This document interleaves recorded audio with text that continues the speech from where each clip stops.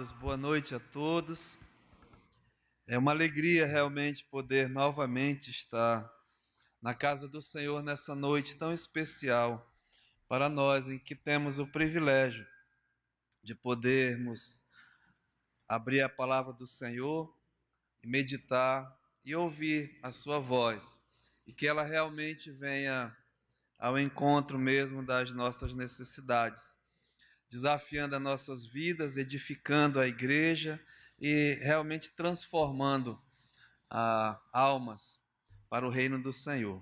Então vamos abrir as nossas Bíblias na carta de Paulo aos Efésios, capítulo 5. A leitura que nós vamos fazer, vamos iniciar no verso 15 ao final do verso 21. Efésios, capítulo 5, verso 15 ao final do verso 21. Também vamos fazer juntos essa leitura e no final nós faremos uma breve oração.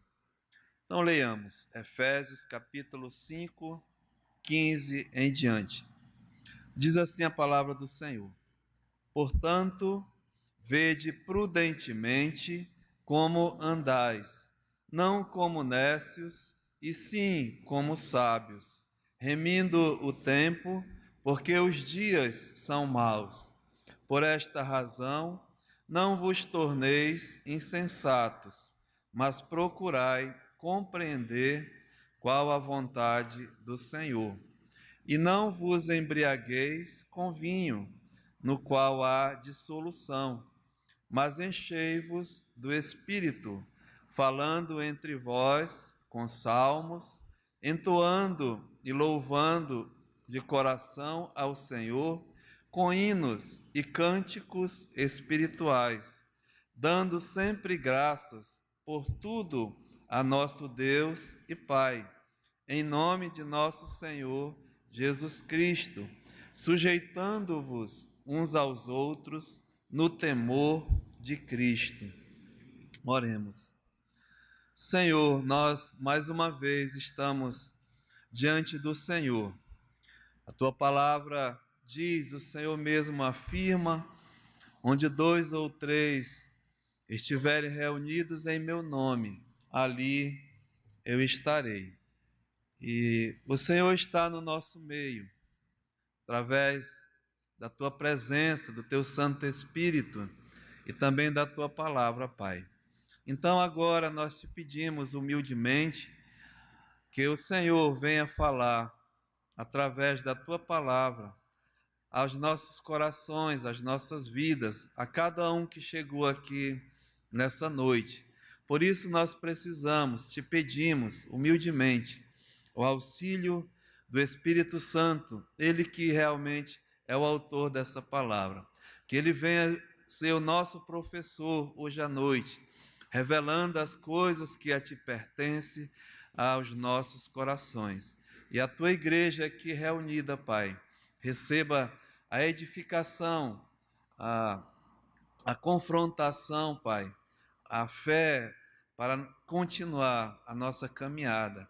E também, Pai, se porventura há entre nós alguém que ainda não tem a certeza, a fé salvífica, a salvação em Cristo Jesus, o Senhor é o autor da mesma, então faça como te apraz. Entregamos todos hoje à noite as nossas vidas em tuas mãos. No nome de Jesus, amém. Amados, podemos assentar. Muito obrigado pela presença de todos. E dando continuidade ao estudo nessa carta tão preciosa para nós, chegamos aqui nesse capítulo 5 e temos aprendido realmente o que Paulo, o apóstolo Paulo, autor da carta, ele mesmo quer nos falar. Então, o assunto aqui é santidade.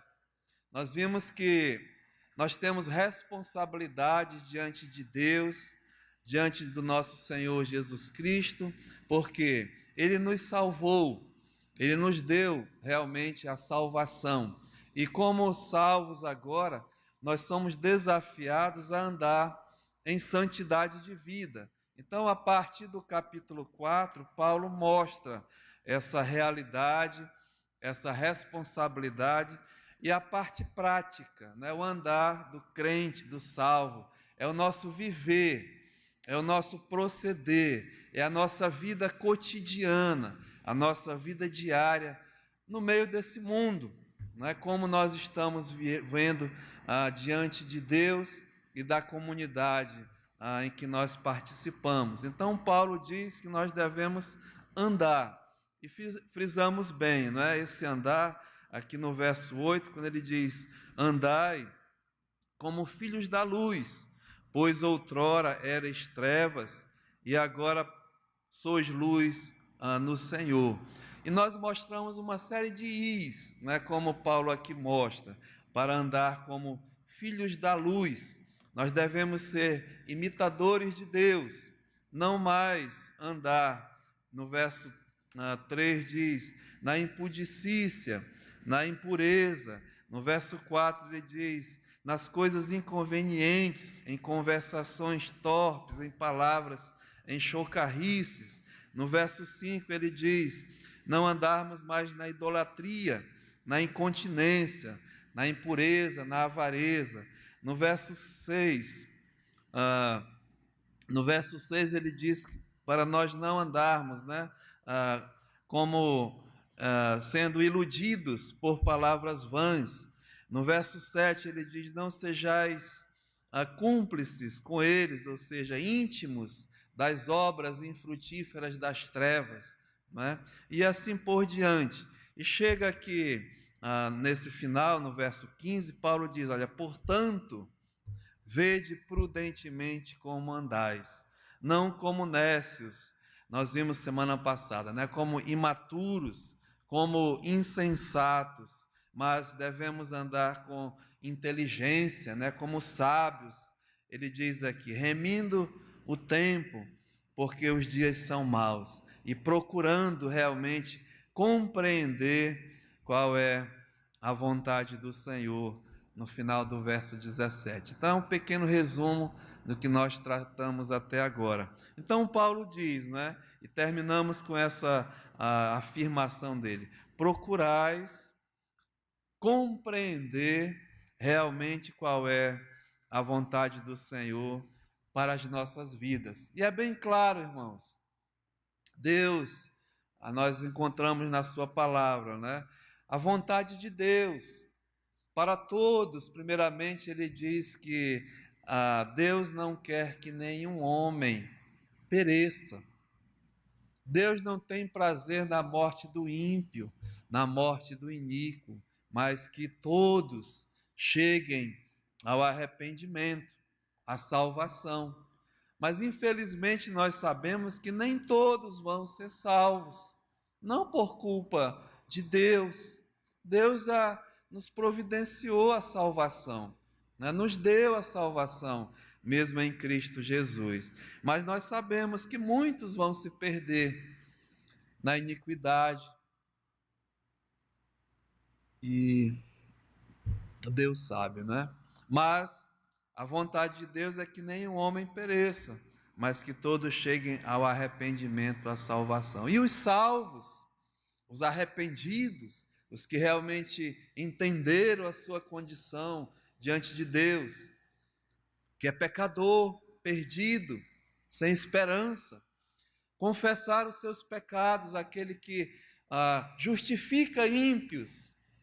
Então, a nossa fé é atribuída como justiça, e Ele salva, dá mesmo a vida eterna em Cristo Jesus. E a esses, né, nós devemos andar, como Paulo diz aqui, compreendendo, procurando mesmo saber a vontade de Deus. E a vontade de Deus para os seus filhos é a santificação. A santificação sem a qual, diz a Bíblia, ninguém verá Deus. Então, é até uma afirmação chocante das Escrituras, né? A pessoa muitas vezes faz uma decisão por Jesus, aceitei Jesus como meu Salvador, levantou a mão, ou se batizou, escreveu o nome no livro de uma igreja e tal, né? Eu sou salvo, eu sou da Hebron, eu sou da Batista, eu sou da Presbiteriana, sou da Pentecostal e assim por diante, né? Mas isso não garante a salvação de ninguém, honestamente falando. Quem salva é Cristo, não é a igreja, não é denominação, não é decisão, não. Mas quem salva realmente é Jesus Cristo. E o salvo verdadeiro, ele tem uma marca. Ele é carimbado, ele é marcado. E a marca do salvo é a santidade, é a santificação. Por isso que Jesus disse, né? A vontade dele é a vossa santificação, sem a qual ninguém vai ver a Deus. Então, o salvo por Jesus Cristo, ele tem uma marca, ele está sendo santificado, ele está em santificação, é um processo, e é permanente, é contínuo, e é até Deus te chamar. Não para. Então, essa é a marca do salvo do crente. Então, a vontade de Deus é a nossa santificação, é a vossa santificação, diz as Escrituras. Mas Paulo aqui, ele continua, né, nesse desafio do nosso andar. Então, chega no verso 18, é o que nós queremos tratar hoje, ele diz assim, olha, e não vos embriagueis com vinho, no qual há dissolução, mas enchei-vos do Espírito. Então aqui, né, é muito importante, e eu quero chamar a atenção da igreja de Jesus Cristo, que muitas vezes, até pela própria igreja, esse assunto aqui é negligenciado. Mas o apóstolo Paulo está chamando a atenção aqui que nós devemos andar agora, não é? No Espírito, e aqui é o E maiúsculo, é o Espírito Santo de Deus. Ele diz assim, olha, não vos embriagueis com vinho, no qual há dissolução, mas enchei-vos do Espírito. É o andar no Espírito Santo. E como eu disse anteriormente, Paulo aqui, ele traz um ensino, a instrução, através de uma ilustração. Ele vai ilustrar aqui, e ele vai usar uma pessoa que é embriagada com vinho, no qual há dissolução. Mas ele disse, andai-vos, né? Enchei-vos do Espírito Santo. E antes de falar disso, amados, eu gostaria mesmo de, primeiramente, esclarecer a importância do Espírito Santo na vida da igreja verdadeira, ou seja, o relacionamento do Espírito Santo com a igreja. Primeiro, saber que o Espírito Santo é Deus. O Espírito Santo é Deus, é uma pessoa da Trindade. Nós sabemos que Deus é um Deus triuno, é 3 em 1, não é? Deus Pai, Deus Filho e Deus Espírito Santo. E todos estão em perfeita, em plena harmonia, mas é um Deus só, mas um Deus triuno. Nós assim observamos, e é bem claro nas Escrituras Sagradas. E cada um tem uma função dentro dessa trindade. E o Espírito Santo, a função, colocar assim de uma forma mais simples para a gente entender, né? É importantíssima a função do Espírito Santo na igreja. Não só importantíssima, mas eu diria é imprescindível e muitas vezes até negligenciado pela própria igreja, pela falta de ensino, pela falta de instrução. Ou seja, amados, sem o Espírito Santo, escute bem, não existe igreja. Simplesmente. Sem o Espírito Santo, não existe a igreja, ou seja, ele atua de forma assim bem notória e evidente na formação da igreja, na igreja e na condução da própria igreja. Então, vale a pena, né, você saber e nós sabermos que ele atua.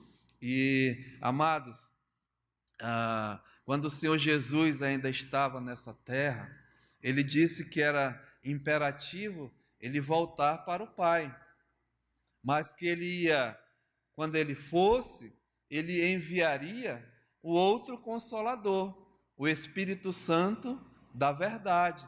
E quando ele vier, ele disse, né, ele vai mesmo convencer o homem do seu pecado, da justiça e do juízo. Ele vai atuar nesse mundo. E ele mesmo é que vai ser, ele é que vai dar, é o selo, é ele que vai mesmo introduzir os salvos na igreja, que é o corpo espiritual de Cristo. Então, ele atua na salvação. Quando o Senhor Jesus teve aquele encontro com Nicodemos, lá no Evangelho de João, né, um sábio, um príncipe em Israel, um grande conhecedor mesmo da lei, da religião judaica, ele disse assim para ele no João capítulo 3 e no verso 5, olha, Nicodemos, em verdade, eu vos digo, quem não nascer da água e do Espírito, não pode ver o reino de Deus. Então veja a importância do Espírito Santo na salvação. Ou seja, Jesus afirma, aquele que morreu, né, que é o cabeça da igreja, ele diz, olha, em verdade eu vos digo, quem não nascer da água e do Espírito, não pode ver o reino de Deus. Ou seja, não vai entrar no céu. Não tem outro jeito, não tem conversa. Então, é necessário, é imperativo, ter a experiência do novo nascimento, né, que nós assim ensinamos muito nessa igreja, a necessidade do novo nascimento. Ou seja, importa-vos nascer de novo, para todos, porque sem o novo nascimento, ninguém vai entrar no céu, é impossível entrar no reino de Deus. Então, Jesus diz isso. E como é que é esse novo nascimento, né, da água e do Espírito Santo? Justamente o que Jesus estava ensinando para o Nicodemos, porque ele, como um sábio, ele diz, olha, como eu já sendo velho, né, eu vou voltar novamente ao ventre da minha mãe e nascer uma segunda vez? Aí Jesus diz, olha, Nicodemos, não, né? O que é nascido da carne é carne, mas o que é nascido do Espírito é Espírito, e importa-vos nascer de novo. Ou seja, a água, né, ela representa a palavra de Deus nas Escrituras. A palavra de Deus é representada pela água. Aqui mesmo em Efésios, no capítulo 5, olha o que diz aqui no verso 26. Para que a santificasse, Cristo falando com a sua igreja, né, para que ele a santificasse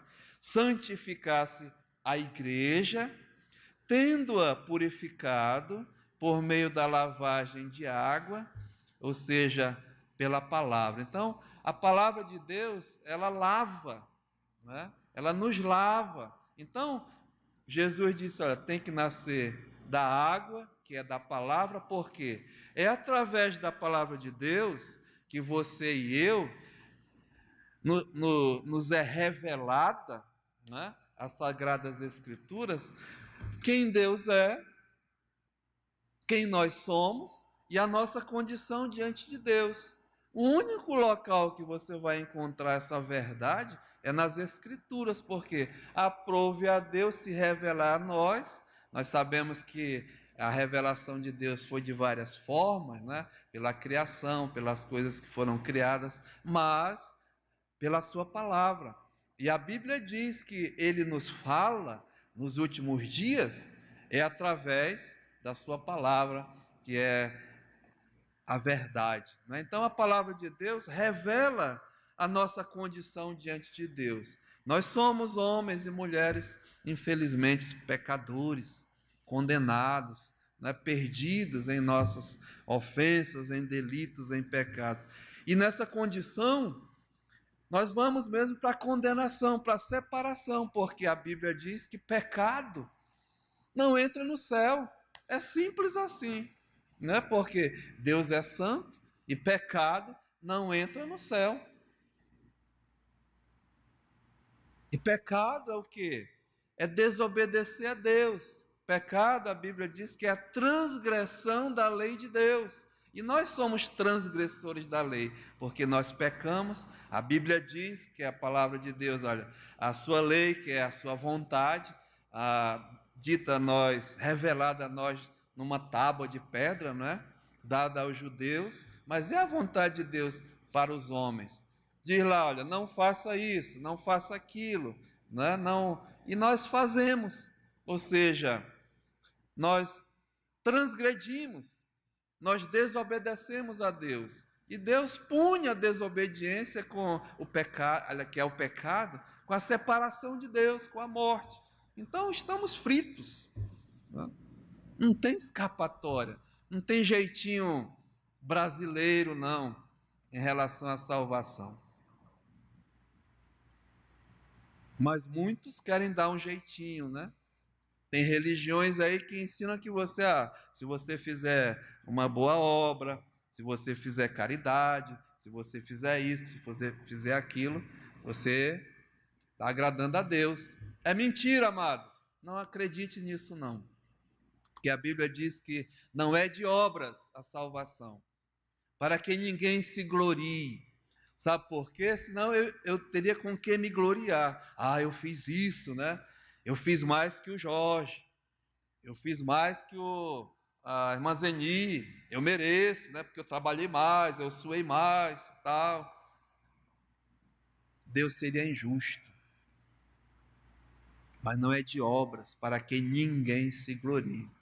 Sabe qual é a obra que Deus aceita para justificação, para salvação? É a obra de Cristo, a obra redentora, que ele veio a esse mundo, né, e realizou aqui uma obra da redenção, da salvação, da justificação. Ele, sendo Deus, sendo santo, sendo puro, sendo justo, tomou todo o nosso pecado, dos injustos, dos iníquos, e ali na cruz do Calvário, Deus o fez pecado, colocou sobre ele o teu, o meu, o nosso pecado, o pecado do mundo inteiro. E ele foi feito pecado. Por isso que ele foi na cruz ali, foi mesmo morto. Porque quando Deus viu o pecado no seu filho, ele virou as costas para o seu filho. A Bíblia diz que agradou Jeová moê-lo, fazendo Jesus enfermar.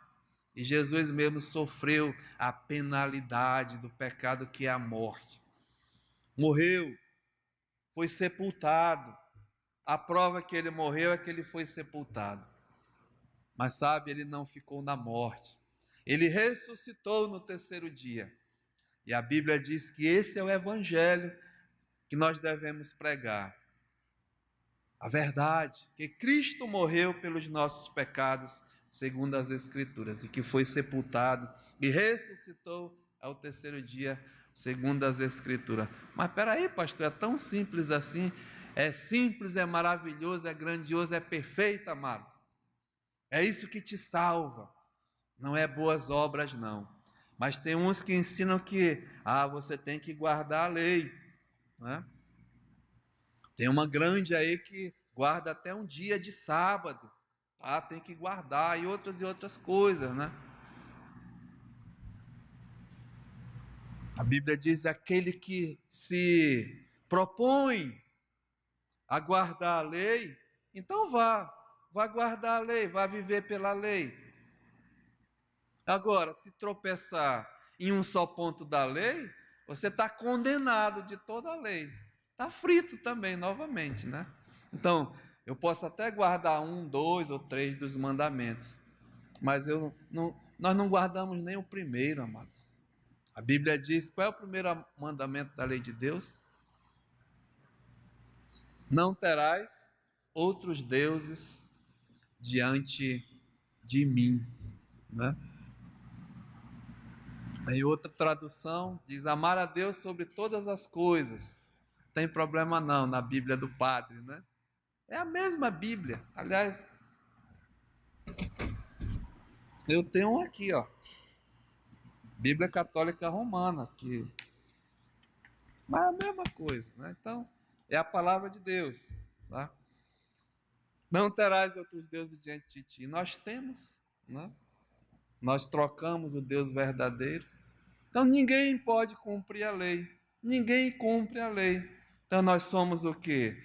Transgressores da lei de Deus, amaldiçoados por Deus, condenados. Então, é isso que a Bíblia diz. A água é a palavra, e a palavra da verdade. Né? Por isso que o apóstolo Paulo, em Efésios 1, que nós iniciamos nessa carta, ele diz: depois que ouvistes a palavra da verdade, essa é a verdade. Não tenta, né, dizer que o homem é bonzinho, que tal, só falta Jesus Cristo para ele. O homem é mau, o homem não presta, o homem é transgressor, merece a condenação. É isso que a Bíblia diz. Tem muitos aí tentando dizer que o homem é ajeitar, quebrar galho. Não tem, amados. Paulo diz, quando ele entendeu, né? Eu louvo a Deus, dou graças a esse Deus, porque aprove a ele ter misericórdia de mim, eu, o principal dos pecadores. Paulo. E sabe, esse homem se considerava o principal porque ele perseguia a igreja de Deus. No começo, no princípio da igreja, esse Paulo ele era um danado, né? Um obstinado. Ele andava de uma forma zelosa diante de Deus, achava que estava agradando a Deus com a sua obra, com o seu procedimento, e a Bíblia diz que ele procurava devastar até a igreja de Deus. Os do caminho, aqueles que realmente aceitavam o Senhor Jesus como seu Salvador, criam no Evangelho e eram transformados, e ele saía mesmo devastando, matando, arrastando. Por isso que ele diz, né?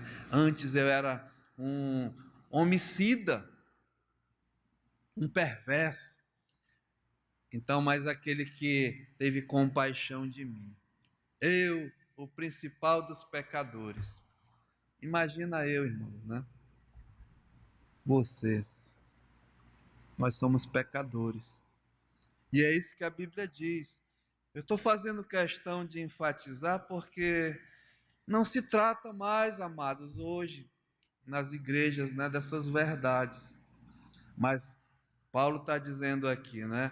Jesus está dizendo, olha, pela água e pelo Espírito. Então a água é a palavra da verdade que mostra quem é Deus, mostra a nossa condição diante de Deus e o que Deus fez.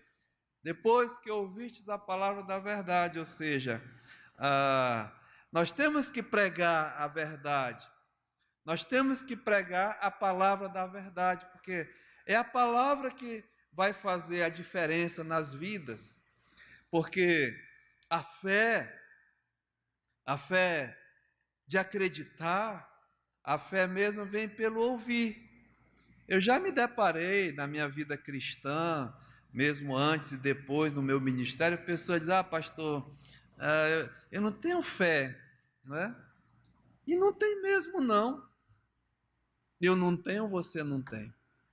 Porque a fé, ela é um dom, ela é um presente de Deus. A fé que salva, escute bem, a fé salvadora, a fé salvífica, essa é de Deus, é um dom de Deus. E como é que ela chega até nós, a você e a mim?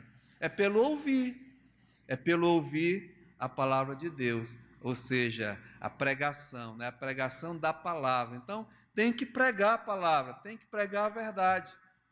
E o pecador ficar desesperado diante de Deus. Eu vou para o inferno, né? Eu estou condenado, estou perdido. Essa é a pregação. Em outros épocas, em outros tempos, a igreja, se você ler os evangelhos, a palavra de Deus, é só isso, irmãos, é a pregação do evangelho, pregação que o homem é condenado diante de Deus. É isso ah, que mostra quem nós somos, mostra a nossa realidade. Por isso que tem que ser pregada a verdade, né? E a pessoa dizer, eu quero ser salvo, mas eu não tenho fé. Então ouve que Deus vai te dar a fé. Sabe, foi assim que aconteceu comigo.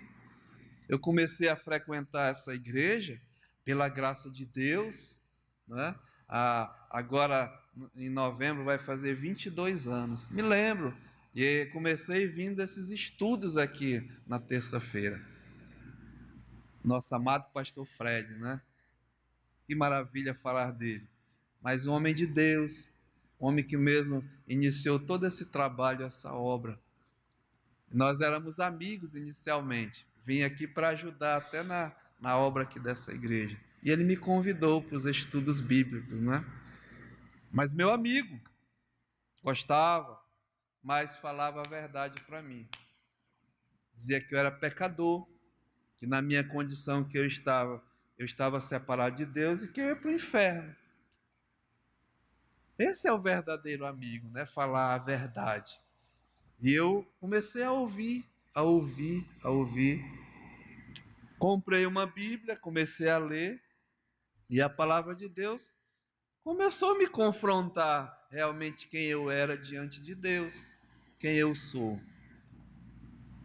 E eu vi que eu estava perdido, perdido, indo para o inferno.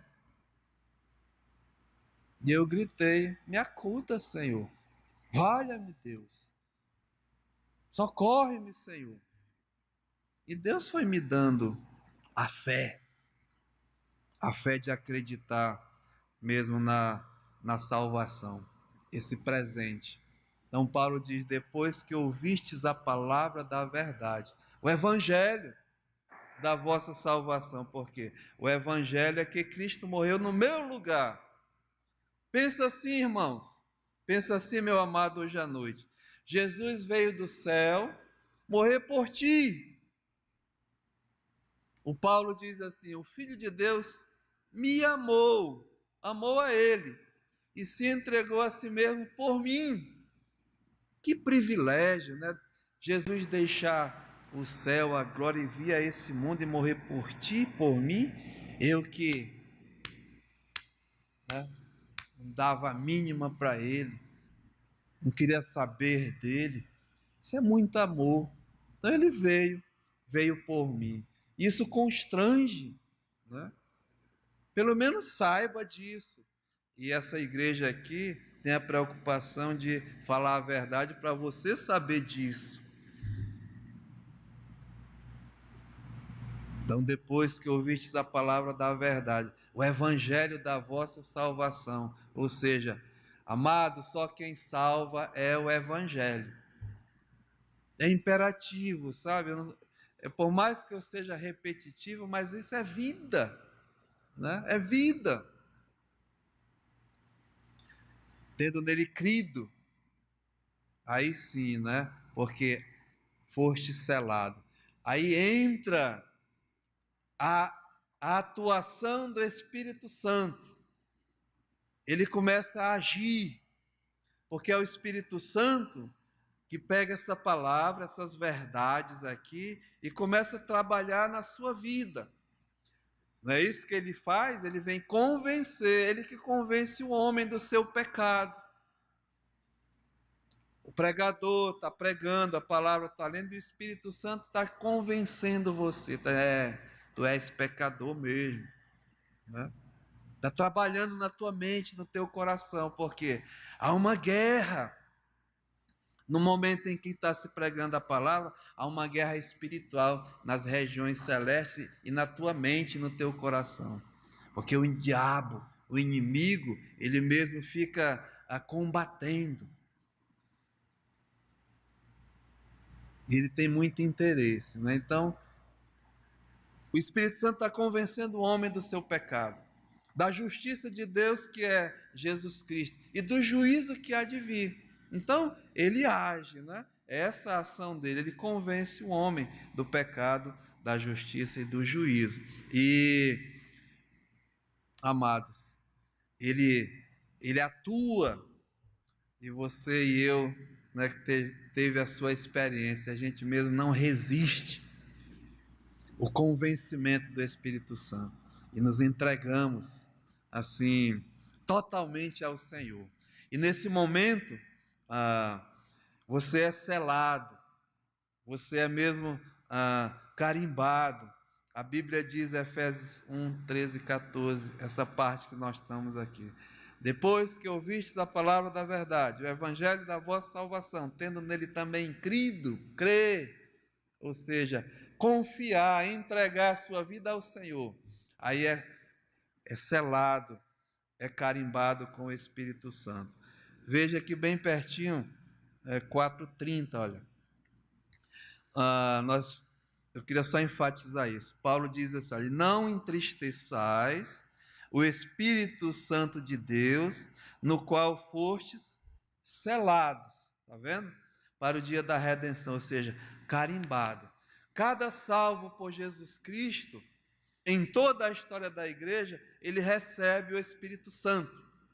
O Espírito Santo passa a habitar nessa pessoa, é presente na vida dessa pessoa, e é a garantia, é o selo que você é salvo por Jesus Cristo. Bem aqui pertinho, olha, Efésios, ou seja, 1 Coríntios, capítulo 6, e versículo 19, diz assim, olha, acaso não sabeis que o vosso corpo, é esse corpo mesmo aqui, né, esse nosso corpo que nós estamos aqui, é o santuário do Espírito Santo, que está em vós, e o qual tendes da parte de Deus, e que não sois de vós mesmos? Ou seja, o Espírito Santo, ele habita no salvo, ele habita no crente, ele é o selo, é ele mesmo que realmente indica que você e eu fazemos parte da igreja. Nesse templo aqui, nessa denominação, não, mas a igreja de Cristo, que é o seu corpo espiritual, a igreja universal. Não é aquela universal, mas é a igreja universal, católica, que católica é a mesma coisa que universal, é a igreja universal de Jesus Cristo, que são aqueles que são batizados pelo Espírito Santo dentro do corpo de Cristo, que é a igreja, um corpo espiritual, é um templo espiritual, e no qual ele é o cabeça. Então, o Espírito Santo, ele passa a habitar em cada um, né, que faz parte mesmo da igreja. E esse é o selo. E o apóstolo Paulo diz, aquele que tem o Espírito Santo habitando em si, esse tal pertence a ele, é dele. E aquele que não tem o Espírito Santo, esse tal não é dele. Então só existe nesse mundo duas categorias de pessoas: os que têm o Espírito Santo e os que não têm o Espírito Santo. Os que são de Cristo e os que não são de Cristo. Os que estão em Cristo e os que estão sem Cristo. Os que estão na igreja e os que não estão na igreja. Não importa se a pessoa frequenta aonde quer que seja, mas é essa a verdade. Então, eu fiz questão de enfatizar isso, até para entender, né, o que o Paulo está dizendo agora, né? Esses que têm o Espírito Santo agora, que é selado, é batizado pelo Espírito Santo, e ele habita, né, nessa vida, então ele vai andar agora nesse presente século. E esse andar, é esse que Paulo está dizendo agora, andar no Espírito. Né? Então agora vamos adiante. Então voltemos aqui. Né? Então Paulo diz, olha, não vos embriagueis com vinho, no qual há dissolução, mas enchei-vos do Espírito. Então, é imperativo a presença do Espírito Santo, né? Mas o que Paulo está dizendo aqui, ele está dizendo, olha, mas agora enchei-vos do Espírito Santo.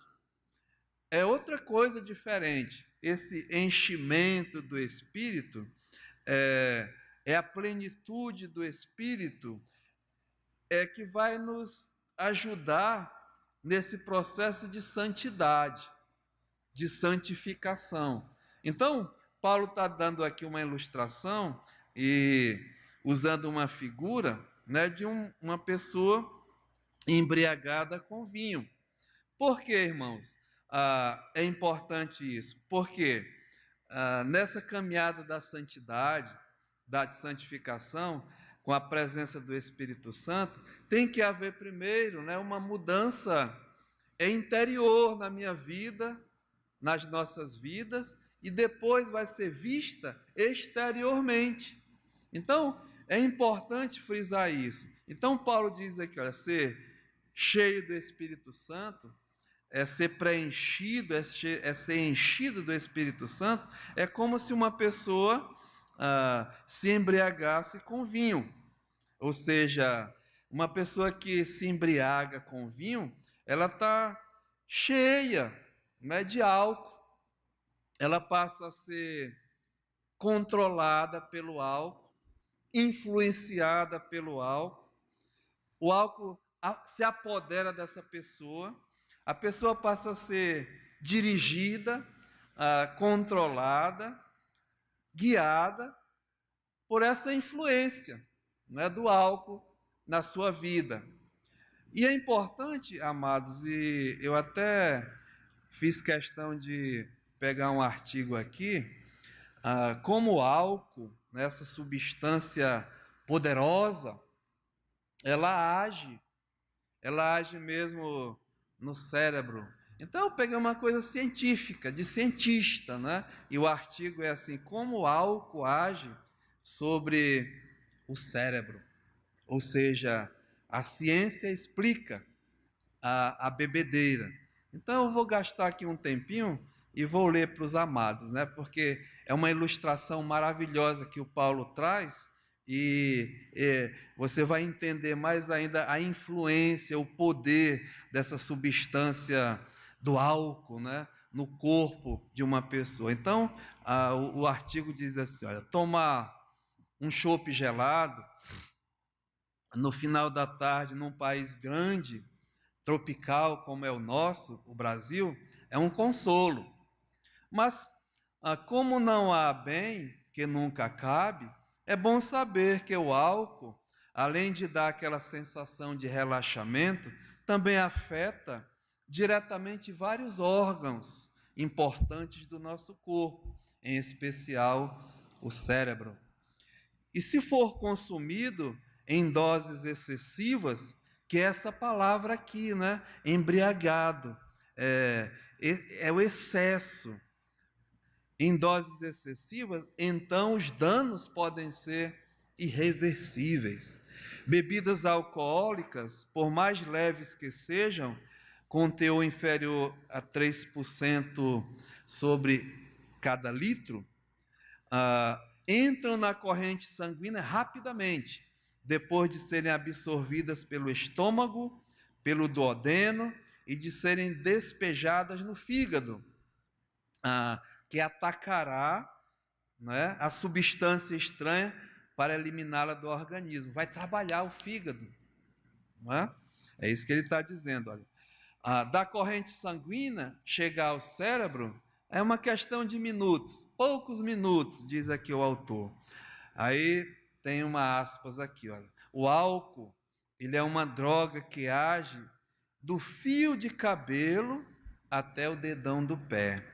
Mas a ação farmacológica inicial mais identificável é o efeito cerebral, caracterizado por certo torpor e sensação de relaxamento.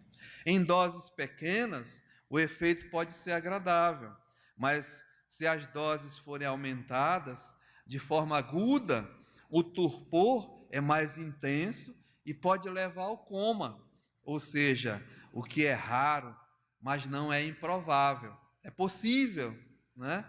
Alerta o médico Ronaldo Laranjeira, da Unifesp. Logo chega ao cérebro, poucos minutos depois de ser ingerido, em qualquer quantidade, escute bem, o álcool começa a agir sobre os neurotransmissores, substâncias responsáveis pelas trocas de mensagens entre as células cerebrais, especialmente sobre dois, bastante importantes para o comportamento humano. Está vendo, irmãos? Para o comportamento humano. O ácido gama-aminobutírico, cuja sigla é GABA, e a serotonina. Nossos neurotransmissores estão divididos em dois grupos.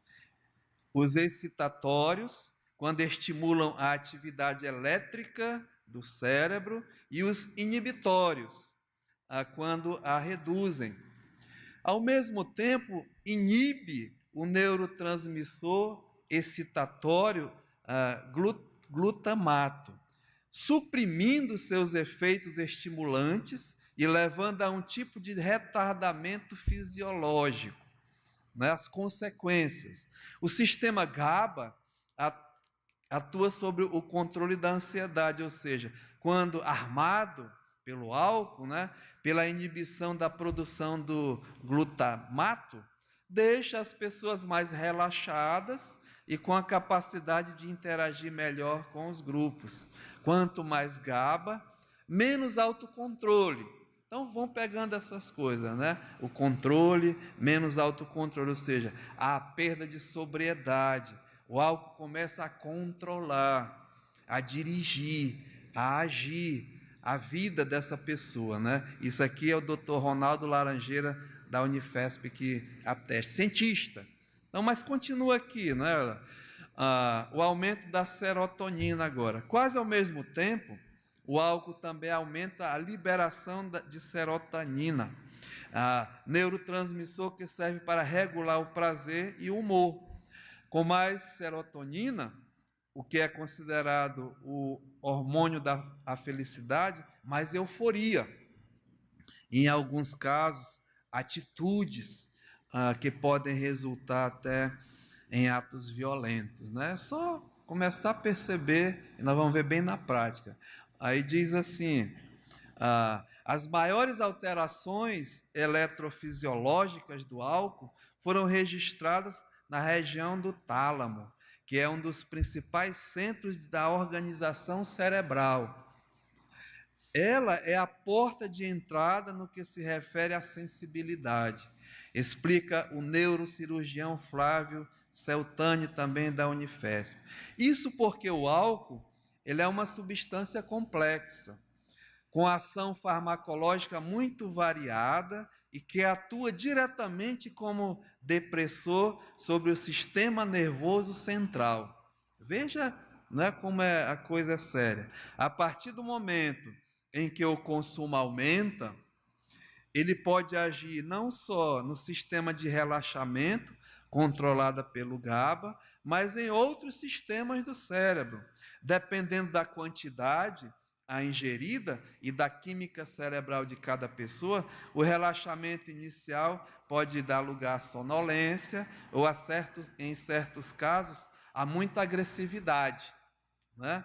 O coordenador do Departamento de Dependência Química do Hospital Mãe de Deus, em Porto Alegre, o psiquiatra Sérgio de Paula Ramos, alerta que as alterações morais, escute, do álcool, especialmente em situações de abuso, podem ser bastante nocivas se não forem controladas adequadamente.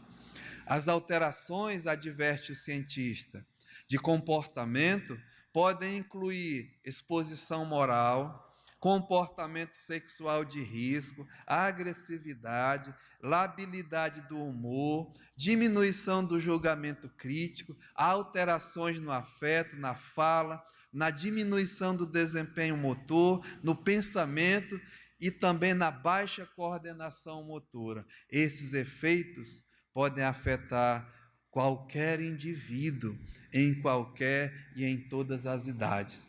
As consequências do uso contínuo de álcool para ramos podem ser devastadoras. Desenvolvimento de doenças autoimunes, cirrose, diabetes e depressão, para citar apenas alguns exemplos. E é comum, com um agravante, bebidas alcoólicas, irmãos, isso aqui é muito sério, são drogas legais. Estão à venda em qualquer esquina do nosso país. De todas as drogas, o álcool é a que tem maior número de usuários e a que começa a ser consumida mais cedo, entre 10, 12, 13 anos de idade, argumenta esse cientista aqui. O poder destrutivo do álcool, segundo o psiquiatra, vem da capacidade de provocar lesões em tecidos adiposos cobertos de gordura, como o cérebro, ele é revestido de tecido adiposo. Ao atacar essas regiões, o álcool desencadeia um processo inflamatório no cérebro, que altera a bioquímica e, consequentemente, as transmissões elétricas entre as sinapses, feitas pelos neurotransmissores. No primeiro momento, o álcool relaxa, é gostoso, né? Ele altera, ele dá coragem. O tímido chega, ele toma um álcool, ele fica o cara, né? Ele é o dono do pedaço. O valentão toma, fica um mansinho. Causa tragédias, coisas terríveis. Ou seja, diz aqui no primeiro momento o álcool relaxa. No segundo, provoca euforia, tanto de um lado como do outro. Quantos assassinatos, quantas coisas são feitas porque a pessoa diz: eu estava controlada pelo álcool. Não era eu, estava dominada, não sei o que eu fiz, né? Não sei o que aconteceu. Realmente é muito sério. No segundo, provoca a euforia. No terceiro, vem a depressão. E se a pessoa não parar de beber, o álcool leva ao coma, leva à morte, leva à perdição. Isso, irmãos, é o que a ciência explica. Não é bom ouvir a ciência. Agora, o que a Bíblia diz, né? Olha o que diz aqui o livro de Provérbios, no capítulo 20, e o versículo 1. Provérbios, capítulo 20, e o verso 1 diz assim a palavra de Deus: o vinho, o álcool, é escarnecedor, e a bebida forte, alvoroçadora. Todo aquele que por eles é vencido, não é sábio. Por isso que Paulo está dizendo aqui, né, não andeis como um insensato, né, como um imaturo, mas com inteligência, e deixando o Espírito Santo agir na tua mente, no teu coração. No capítulo 23 desse mesmo livro, no verso 31, diz aqui a palavra de Deus: não olhes para o vinho quando se mostra vermelho, aquele copo, né, bonito, a lourinha bem geladinha, espumante, né, véu de noiva. Eu não estou assim gozando não, mas é o atrativo. É o atrativo. Sabe, irmãos, meu pai era um homem que bebia muito e bebeu muito. E eu fui incentivado por ele a beber. Mas eu não segui os seus passos, né? Pela graça de Deus. Não porque, aliás, como nós aprendemos, Eu já era escolhido desde a fundação do mundo, mas tem amados irmãos, pessoas que foram libertos da bebida, do álcool, das drogas, né? Mas pela graça de Deus, eu não fui a esse ponto, mas fui muito incentivado pelo meu pai, pelos colegas, pelos amigos, né? Mas eu via quando meu pai, um homem muito bom, né? Trabalhador, mas ele chegava à noite no interior, isso desde pequeno, desde que eu comecei a me entender como gente. Ele trazia um peixe, mandava minha mãe fazer, deixava no congelador. Naquele tempo a geladeira ainda era a querosene, mas ele fazia um gelinho de coco, né? E trazia o álcool que eles fabricavam lá. Nossa família lá tinha um alambique, era o gin das selvas, né? Que dizia, era a marca da bichinha lá. Então ele começava a tomar, escutava a voz do Brasil, a voz de Londres, e ia e tal, mas quando entrava na corrente sanguínea, começava a modificar o seu comportamento, o seu procedimento. O homem virava um obstinado, uma fera, desrespeitava a minha mãe. Um dia quis bater na minha mãe, mas eu me meti no meio, né? Ou seja, coisas tristes. Eu falo isso, irmãos, não é é como exemplo, não é o que o álcool faz. Aquela coisa maravilhosa. E você, jovens que estão por aqui, vão ser incentivados. Nunca tome o primeiro copo, né? Aliás, eu experimentei, eu vomitei. Enfim, não bateu, graças a Deus, sabe, irmãos? Mas infelizmente, não, cada organismo reage de uma forma, né? Mas nunca experimente o primeiro copo. No meio da meninada, e qualquer coisa, né? Geralmente ele diz assim: toma aí, rapaz, tu não é macho não? Tu não é homem não? Né? Eu fui desafiado. Aí você vai provar que não é homem obedecendo ele, né? Prova que tu é homem dizendo: eu sou homem, eu não vou tomar, eu não quero, eu não preciso. Eu sou macho para recusar. Né? Faça dessa forma. É um conselho que a gente dá, né? Vão te oferecer jovens, drogas na escola, onde você estiver, agora, atualmente, né? Os colégios estão cheios de drogas, de tudo que não presta. Toma, rapaz. Tu não é homem não, tu não é macho não e tal. Aí a pessoa vai provar que não é porque vai. Tá? Mas diga, eu não quero, eu não preciso. Mas diz aqui, né? Não olhes para o vinho quando se mostra vermelho. É atração. Quando resplandece no copo e se escoa a sua veemente. Pois ao cabo morderá como a cobra e picará como o basilisco, a víbora, né? Os teus olhos verão coisas esquisitas e o teu coração falará perversidades. Serás como que se deita no meio do mar, imagina, né?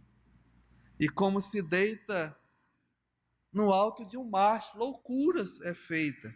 E dirás: espancaram-me e não me doeu, bateram-me e não o senti. Quando despertei, então tornarei a beber. Sabe, amados, eu acho que era importante, não é? E essa é a ilustração que o apóstolo Paulo quer trazer para nós hoje à noite. Então, volte lá para Efésios capítulo 5, verso 18. A exortação aqui é andar cheio do Espírito Santo. Você já tem o Espírito Santo presente em ti. Então, deixa ele te dominar. te influenciar, tomar conta, te impermear, te encher, cheio do Espírito Santo. Assim como um homem se enche, se embriaga com o álcool, a ponto de o álcool, né, dominar a sua vida e levar à perdição. E aqui é o contrário. Por isso é maravilhosa, né, a ilustração do Paulo. Seja cheio do Espírito Santo. Então, é só a introdução, na próxima semana a gente continua. Então diz aqui, olha, não vos embriagueis com vinho, no qual há realmente a dissolução, ou seja, o álcool, não é? Ele usa, ele controla a sua vida, e as consequências do álcool ele te leva ao desequilíbrio, ao descontrole, à dissolução, que é a dissipação, a destruição. Lembra do filho pródigo? É o dissoluto. Mas, amados, hoje à noite, né, nós vamos terminar. Seja cheio do Espírito Santo, ou seja, deixa ele te encher, assim como o álcool faz. Deixa ele te controlar, te dar o poder, ou seja, a plenitude do Espírito Santo. Aqueles que já têm a presença, mas ainda não têm a plenitude, é um exercício, né? Assim como toma as talagadas, né? Se enche. Como é que eu vou me encher do Espírito Santo? Ah, amados, nós vamos ver para a semana, né? Mas hoje fica a lição para nós. O Espírito Santo, ele é imprescindível na igreja. É importante. A igreja só existe porque o Espírito Santo existe. Quem faz parte da igreja? Aqueles que já receberam o Espírito Santo através de Jesus Cristo como seu Salvador. E aqueles que já têm Ele presente, amados, né? Vamos agora ter a plenitude, o poder, como dizia o nosso pastor. Uma coisa é ter a presença, outra coisa é ter o poder. Tem muito crente que tem o Espírito Santo, mas vive uma vida medíocre, porque ainda é carnal, né? O Espírito Santo está falando, está mostrando, mas a pessoa fica... Que a Bíblia diz que vai ser salvo como que pelo fogo. Então, muito cuidado, né? Então, o Espírito Santo, ele é presente e ele dá o poder, a plenitude, naqueles que já têm. Mas os que ainda não têm, reconheça que você é pecador. Entrega a sua vida ao Senhor. Corra aos pés do Senhor, arrependido dos seus pecados, ele tem o poder de salvar, te dar o Espírito Santo e você fazer parte da igreja. Pai, muito obrigado, Senhor. Nos ajuda realmente a compreender as tuas verdades, Senhor. Muito obrigado pelo apóstolo Paulo, esse homem que o Senhor usou grandemente. E hoje à noite deixou escrita essa mensagem, essa palavra, essa ilustração. Para a tua igreja, Pai, aqui reunida, entender, compreender qual é a tua vontade para as nossas vidas. A tua vontade, Pai, é a nossa santidade, é a nossa santificação, é sermos cheios do Espírito Santo, é andar pelo Espírito Santo, é ter uma vida mesmo que agrade ao Senhor. Então nos ajuda, Pai, a entender cada vez mais a nossa santidade. E se há entre nós alguém que ainda não tem, Pai, a salvação, o Senhor mesmo faça a tua vontade. Aceita a nossa gratidão. No nome de Jesus, amém.